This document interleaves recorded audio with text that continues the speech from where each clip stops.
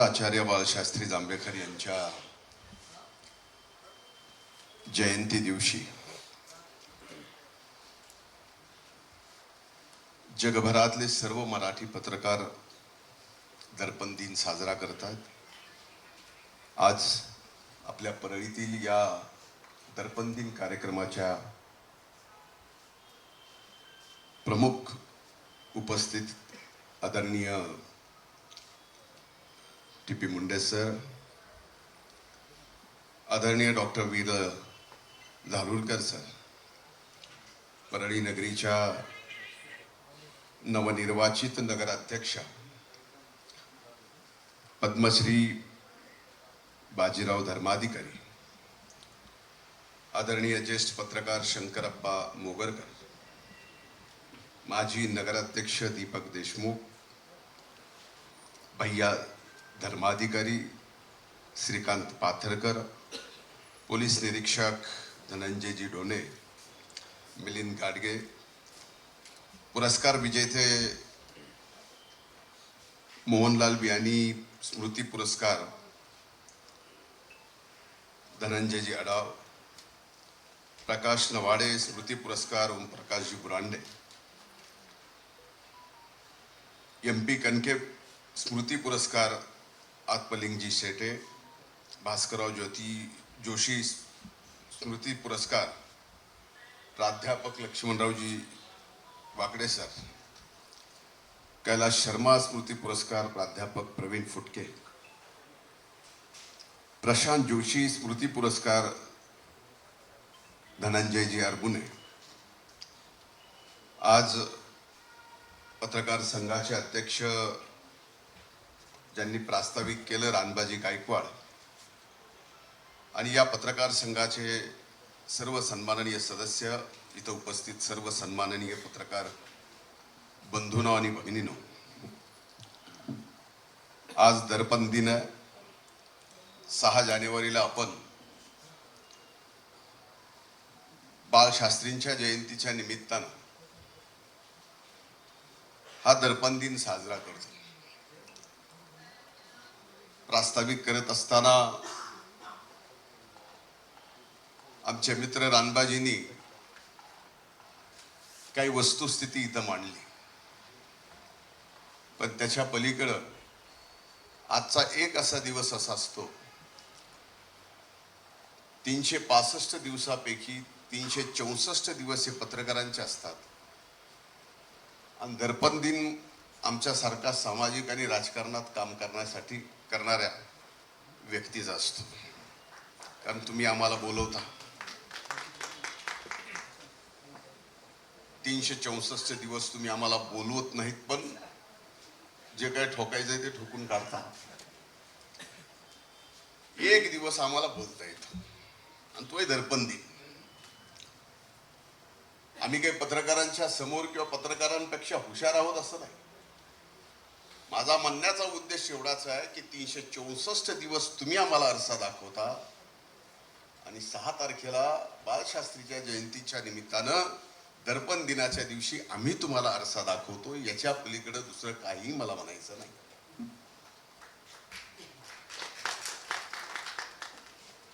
मी अनेक पत्रकार मित्रांच्या लहानाचा मोठा झालेलो आहे। दिल्लीपासून मुंबईपासून अनेक पत्रकार मित्रांच्या सोबत मी राहिलेलो आहे। एक काळ पत्रकारांचा फार वेगळा होता। आता पत्रकारांचा त्या बाबतीतला आता एक घरागणिश एक पत्रकार आहे। आता घरागणिश म्हणण्यापेक्षा मोबाईल हाय त्याच्या गणिश एक पत्रकार आहे। म्हणजे ज्याच्याकडे मोबाईल आहे तो व्यक्त होतो, म्हणजे व्यक्त होण्याची, आणि कुठल्याही व्यक्तीला एखादा विषय मांडायचा, मग तो सामाजिक असेल, राजकीय असेल, विदेश नीतीवर असेल, आणखीन कुठल्या गोष्टीवर असेल, अगदी आत्ता धुरंधर पिक्चर आलाय त्याच्यावर सुद्धा व्यक्त व्हायला काय, पूर्वी वेगळं होतं, फक्त प्रिंट मीडिया होतं, नंतर टेलिव्हिजन आलं, आता तर सोशल मीडिया आला, आणि या सगळ्या परिस्थितीमध्ये आज आपण जे पत्रकार आहोत सर्वच, म्हणजे सर्वच क्षेत्रातले, मी म्हणत नाही की इलेक्ट्रॉनिक मीडिया आला त्याच्यात प्रिंट मीडिया आला, सगळ्यांसमोर हे आव्हान आहे. आणि ते आव्हान आता कुठं आपल्याला घेऊन जात आहे. बातमी साधी सरळ सोपी असते, पण ती वाचली पाहिजे, कारण त्याचे व्ह्यूअर्स वाढले पाहिजेत. त्याच्यासाठी त्याला बोल्ड केलं जातं. त्याच्याशिवाय टीआरपी मिळत नाही. ती गोष्ट केल्याशिवाय जर टीआरपी मिळत नसेल तर आता खरंच बाळशास्त्रींना अभिप्रेत असणारा पत्रकार आणि पत्रकारिता राहिली आहे का, हा माझ्यासारख्याच्या मनात प्रश्न आहे. आम्ही 364 दिवस चुकलो, तुम्ही 364 दिवस लिहून आम्हाला शिक्षा द्या, मान्य आहे. पण आत्ता पत्रकारिता, एक काळ असा होता की त्या पत्रकारितेतून एखाद्याला जाग करणं, एखाद्याला अगदी नीट काम करायला लावणं. पण आता फक्त पत्रकारिता, एखादा विषय सापडला, त्या विषयात तसं पाहिलं तर काहीच नसतं, पण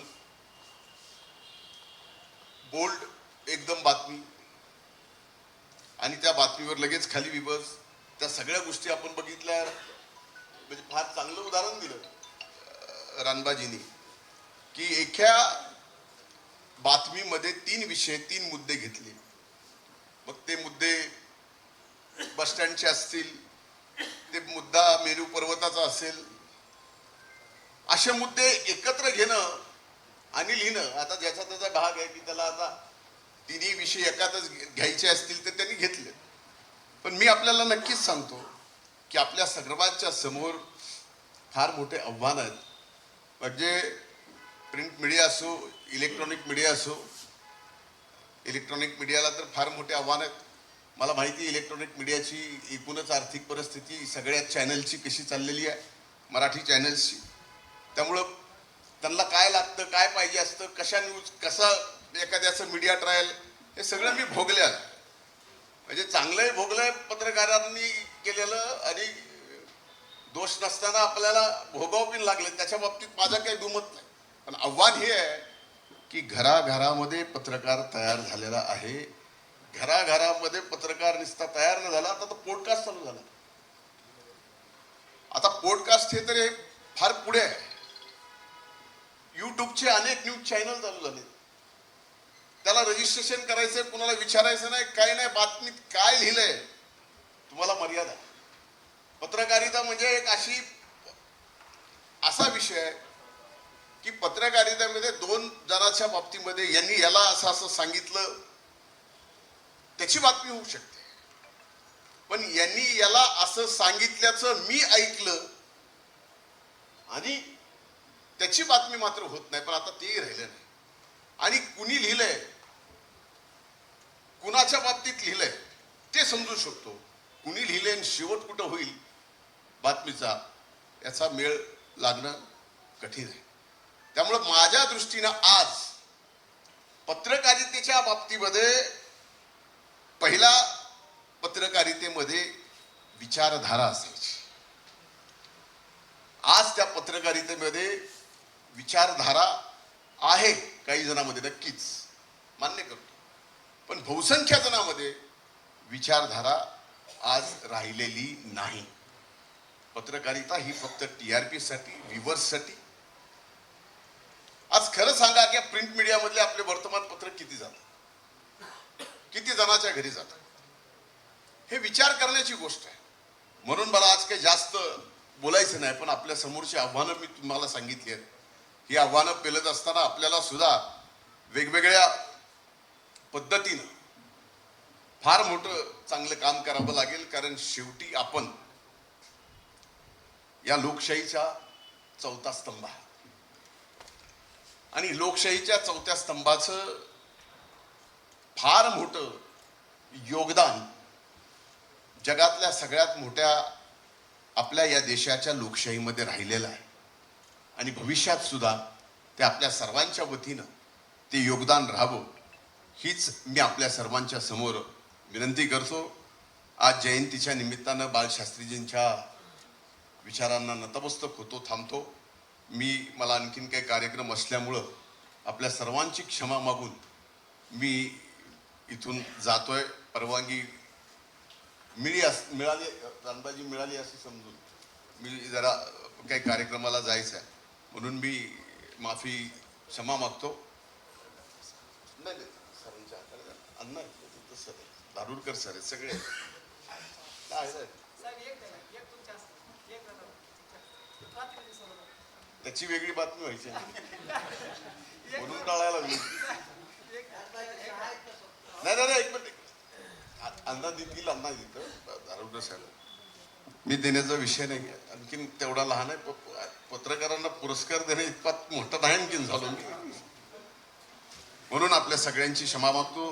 खूप खूप धन्यवाद. जय हिंद, जय महाराष्ट्र.